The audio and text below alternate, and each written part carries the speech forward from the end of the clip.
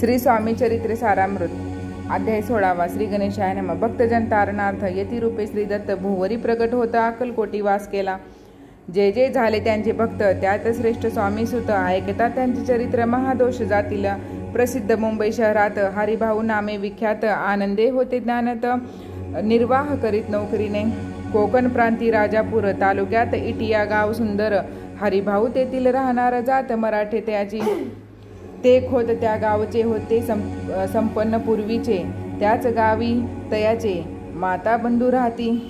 मुंबईत त्यांचे मित्र ब्राह्मण उपनाव पंडित ते करिता व्यापार त्यात तोटा आला तयासी। एके समयी पंडितांनी स्वामी कीर्ती ऐकली कानी तेव्हा भाव धरुणी मनी नवस केला स्वामी ते। जरी 8 दिवसात मी होईन कर्जमुक्त तरी दर्शनात वरिता अक्कलकोटी येईन। हरिभाऊ आणि त्यांचे मित्र अफूचा व्यापार करिता त्यात आपणा नुकसान सत्य येईल असे वाटले। त्यांनी काढली एक युक्ती बोलावून पंडिताप्रती सर्व वर्तमान त्या सांगती म्हणती काय करावे। हे नुकसान भरावयासी द्रव्य नाही आमापासी फिर्याद होता अब्रुसी बट्टा लागेला मुच्या।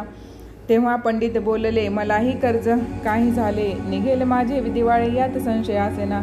तुम्ही व्हावया कर्जमुक्त यासी करावी युक्ती एक आमचा तुमचा होऊन मी मालक लिहून देतो पेढीवरी।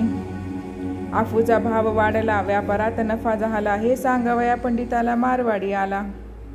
आनंदे अक्कलकोटी स्वामी समर्थ सांप्रत काळी वास करीत त्याचीच कृपा ही सत्य कर्जमुक्त झालो आम्ही। गजानन हरिभाऊ पंडित त्रिवर्ग अक्कलकोटी जात समर्थांचे दर्शन घेत पूजन करीत भक्तीने। तेव्हा समर्थे तयासी शिवराम मारुती ऐसी नामे दिदली त्रिवर्गासी अनेक मंत्र दिदले। पंडित राम म्हटले गजानना शिवनाम दिदले मारुती हरिभाऊस म्हटले ती घे केले एक रूप। मग समर्थे त्यावेळे त्रिवर्गाजवळ बोलविले तिघांची 3 श्लोक दिले मंत्र म्हणून ती ऐका। श्लोक गुरुर ब्रह्मा गुरुर विष्णू गुरुर देव महेश्वर गुरु साक्षात परब्रह्म तस्मै श्री गुरुवे नमः ऐसा मंत्र हरिभाऊ ते दिदला। असे समर्थे तेव्हा त्याच्या आनंदात ते पारावर नसेची। दुसरा मंत्र गजाननाला त्यावेळी श्रीनी दिदला तेव्हा त्याच्या मनाला आनंद झाला बहुसाळ। श्लोका आकाशात पतित तोय तया गच्छिती सागरम सर्व देव नमस्कार केवशम प्रति गच्छिती दोषी संतोषिले त्यांचे मन। मग पंडिताजवळ घेऊन एक मंत्र उपदेशनी केले पावन तया ते श्लोक इदमेव शिव इदमेव शिवम इदमेव शिवम इदमेव शिव।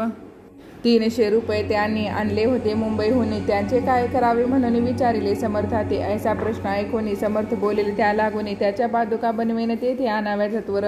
काही दिवस गेल्यावरी त्रिवर्ग एके अवसरी उभे राहून जोडल्या करी आज्ञा मागती जावया।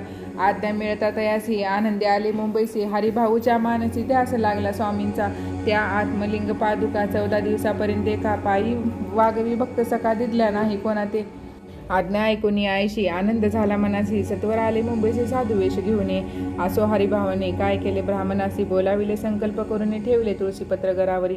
हरिभाऊ घर लुटविता तारा नामे त्याची कांता ती करी बहुता कांता घेत उरबडवणी विनविते जडूने कर अद्यापि स्वस्थ करा अंतर आपला हा विचार सोडून द्यावा प्राणप्रिया।